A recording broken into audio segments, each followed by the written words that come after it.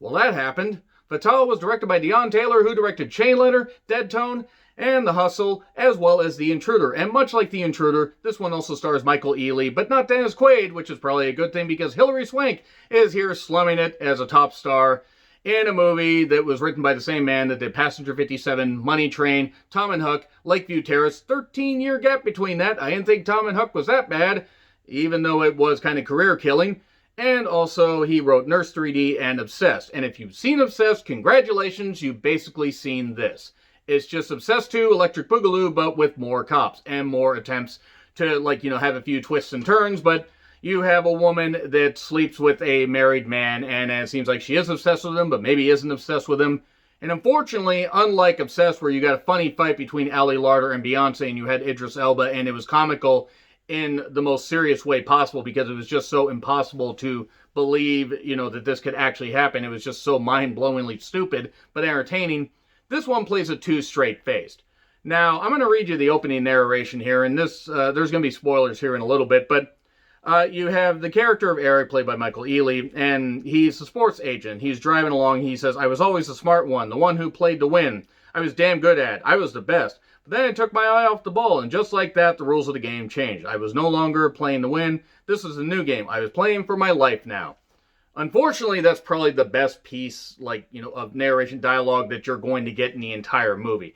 Everybody is sleepwalking through this goddamn thing. And Michael Ealy is a very good actor, and I hope gets bigger roles from here on out. Hilary Swank has been in some terrific fucking movies. She was also in I Am Mother, which wasn't a very good Netflix original. But this was like if you took any semblance of humor out of Obsessed and other crime dramas and obsession dramas and basically put them in a fucking blender, and then you mix in shit with said blender and just, poured out the concoction and said, "Okay, that'll be $20, please." Yeah, I can't imagine paying to watch this in theaters. Now, I did pay to watch it at home because what the fuck? I've seen far worse. I paid to watch You Should Have Left, and I really fucking regret that. But this, I laughed at it at first, and then it just got to where any of the twists and turns, they just were staying on the same straight path. It didn't fucking work. None of it really made sense because you're like, how would anybody get away with this stuff? Especially in this day and age, it would be easy to figure this stuff out. You can't really cover up crimes that are this fucking obvious. So anyway, before I get into spoilers, Derek is a sports agent. He has a beautiful wife. He has a sports agency with his friend Rafe.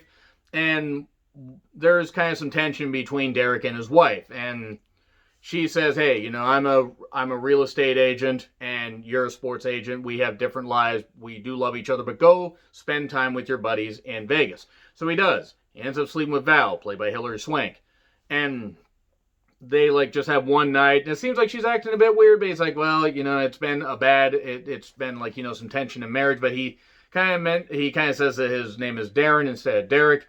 And that he's from another area, even though he's not. And eventually, something happens where these two meet up, and then things get a little bit weird, and a little bit cop drama-like, and a little bit, espionage. They try to juice it up by, making it, who's really the bad person, who's really the good person. Here's the problem. There aren't any good characters. There's maybe 1.5-dimensional characters, but everybody is almost paper-thin in their motivations, and what they do, and why they're there, and Hilary Swank in particular, they try to make her character complex and they just make her character goofy. And Derek, he just keeps making these stupid decisions where it's like, you're supposed to feel bad for him. No, he's a fucking idiot. And he doesn't see this shit that literally is happening right in front of him. It's fucking obvious where all this stuff is going. And he's the most naive individual that there has ever been. It's actually fucking amazing that this character managed to get this far in life without, stumbling over a curb and, falling in front of a bus, Final Destination style. This was so fucking silly and ridiculous and dumb and cliche.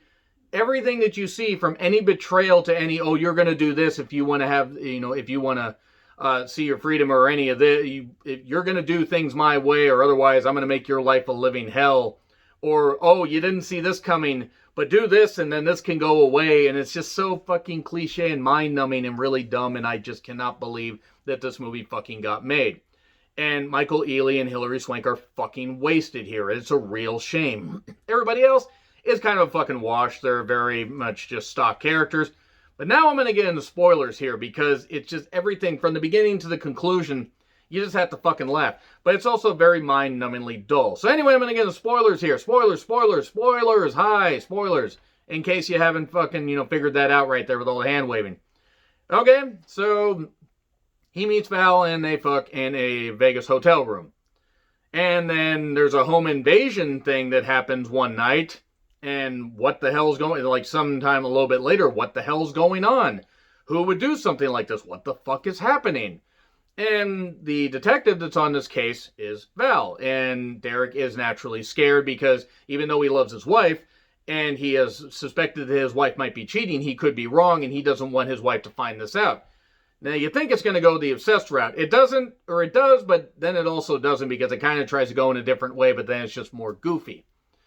Earlier in the film, Derek's friend Rafe tries to say, hey, this guy wants to buy the sports agency we built for millions and millions and millions of dollars. Derek refuses. We built this thing from the ground up.